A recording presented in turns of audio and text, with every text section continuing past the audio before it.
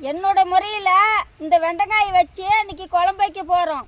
வாங்க எப்படின்னு பார்க்கலாம். வெண்டைக்காயை வறுத்து எடுத்துக்கலாம். கடலை எண்ணெய், கல் உப்பு,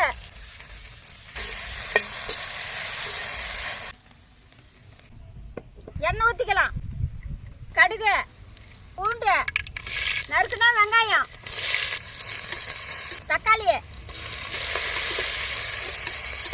மஞ்சத்தூள், மிளகாய் தூள், கறி மசால் தூள், மல்லித்தூள்,